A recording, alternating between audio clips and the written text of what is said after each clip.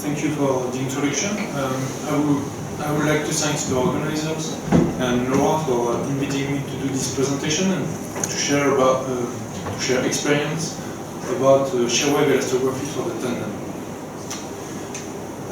As previously said, it's possible to assess the mechanical properties of tendon using conventional ultrasound, but it remains a very global characterization. And for instance, if there is a tendinopathy there, it can be interesting to have a more localized measurement.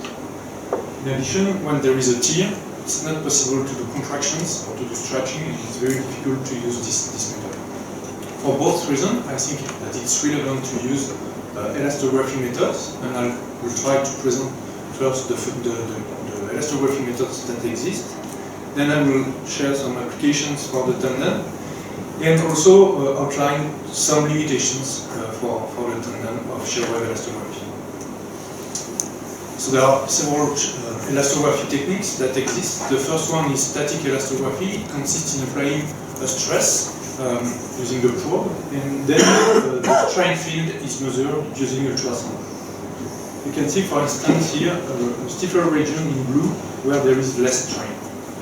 However, it remains a qualitative method, so it cannot be used to obtain quantitative measurement. The second method is magnetic resonance elastography. It consists in applying a mechanical perturbation using a vibrator on the surface of the skin and to measure the shear wave velocity using MRI. And then from the shear wave velocity, it's possible to calculate a shear modulus. I must say that it has been shown for a muscle at least that the shear modulus is linked to the Young's modulus. It provides very nice 3D maps of the shear modulus and with a very good spatial resolution. However, the temporal resolution is not good. It requires acquisition that lasts at least 30 seconds, and I didn't find any applications to the tendon. I will not present the shear wave elastography technique because it has already done before, but it just consists in applying a remote pressure and to displace this pressure to generate a shear wave using a supersonic cone, and then it's possible to track the shear wave using ultrasound. I must say that there are two commercial devices that measure shear wave velocity. It's supersonic shear imaging and R5 provided by Siemens. But since R5 can't use ultrafast ultrasound, the technique used to track the shear wave is less efficient and requires much less power. So I think it's less interesting for muscle tendon studies. I did a very short review of papers that use shear elastography techniques for the tendon. We already saw some of them just before. Just not a systematic review, just a short review on PubMed, and I found 22 papers. So it means that I'm sure that there are several things to do on that topic. Several studies show good intra-observer reliability. Slightly less good for the inter-observer reliability, but I think it's less important. As I will skip this slide because the results have already been presented before, but as already been shown, we can see that there is a huge spatial variation in the shear wave speed, and I think that it's the most relevant thing to do using this technique, because you can assess the change in shear wave speed along the tendon and provide localized measurements.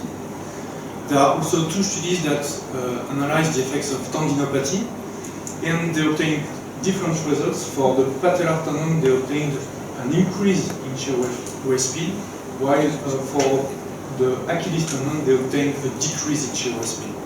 So we have started a collaboration with the University of Queensland, and the aim is to do some experiment on both tendons with the same method, the same inclusion criteria, and also to try to analyze the spatial variation to determine whether they can explain this difference between both tendons. We also observed qualitatively that for tendinopathy, it's much more difficult to do measurements than for an MC tendon. There is more void areas, as you can see there. And we wonder whether it can be due to a change in viscosity, because the attenuation of the shear wave can be higher in tendinopathy. I will also skip this slide because it deals with the effect of edging that was presented before, but it's very interesting to note that the shear wave speed can be increased in some location here and can be decreased in the other location, so it means that spatial variations are very important. I will just focus on the limitations of the current limitations of shear wave elastography. The first one is obviously saturation. You can't write shear waves faster than 16 meters per second.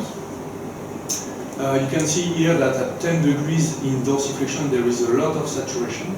Even here at 10 degrees in dorsiflexion. There are two ways to fix this problem. The first one is to remove all the measurements with saturation. We did that in a study where we applied the passive plantar dorsiflexion, and the saturation started at about 25 degrees in plantar flexion, so it's very low tension. So it means that there is a saturation very high. The other one is to report the percentage of saturated values and to apply like a threshold here to remove the data. The second limitation is the propagation of the shear wave, because as previously said, the shear wave speed can be linked to a shear modulus, but this relationship is variable for an infinite medium, where the wavelength is much lower than the size of the structure here, the tendon. And if you calculate the wavelength for the tendon, you obtain a wavelength of about 26 millimeters, and it's higher than the size of the tendon. So it means that the waves can be guided in the tendon, and then that the tendon size may influence the shear wave velocity, which is measured using shear wave elastography. It doesn't mean that shear wave velocity is not accurate, it's an accurate measurement, but that may be not related to the shear modulus. Another way to show that is to analyze the shear wave dispersion. You can see here shear wave propagation reported by Blum et al. From the Institut Langevin. And here the time displacement due to the shear wave. And if you apply a fast Fourier transform on this displacement field, you obtain a phase velocity as a function of the frequency. Using time-of-flight algorithms, you measure in fact the group velocity that corresponds to a row average of that, but it also implies that you hypothesize that there is no dispersion, and there is actually some dispersion that can be due to the geometry, as previously said, to the guided waves, and it can also be due to the viscosity. So to model this dispersion, the Institut Langevin proposed to analyze the wave propagation along a transverse isotropic plate, and along this direction, the propagation is explained by four elastic parameters: C11, C13, C33, and C55. And then, using a model that accounts for the guided wave propagation, they fitted the model to this shear wave dispersion. They fixed C11 at a constant value, they fixed also C33, and they measured the thickness of the tendon. You can see that the model was very nicely fitted to the experimental data, and they obtained C13 that was almost constant in all the subjects, the same values, and C55 that corresponds to the shear modulus.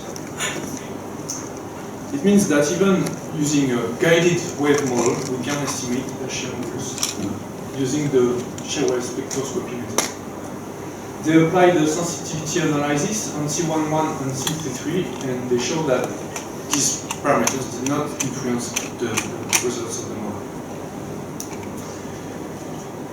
They also used the void model to analyze the dispersion, and they show that when the viscosity is changed in the void model, the shear wave dispersion is not changed, indicating that this shear wave dispersion is not due to viscosity and is due to the guided wave propagation. On the other hand, they show that the attenuation here of the shear wave is largely influenced by the viscosity, and I think that it's a very nice perspective to try to measure the tendon viscosity in the future. We use this method during a passive stretching protocol. We apply a passive dorsiflexion from 50 degrees in plantar flexion until 10 degrees in plantar flexion. The C13 parameters did not change, so we confirm that this parameter is not very important. And you can see here that we obtain an exponential increase in the C55 parameters. We compared this shear modulus to the shear modulus obtained using the commercial version. And you can see that here in red it's the value, the shear modulus obtained using shear wave spectroscopy. And we obtain a large difference between both methods. However, both parameters were well correlated. There was a nice correlation between both methods, indicating that the commercial version can still estimate the interindividual variability of changes in shear wave speed, of shear modulus.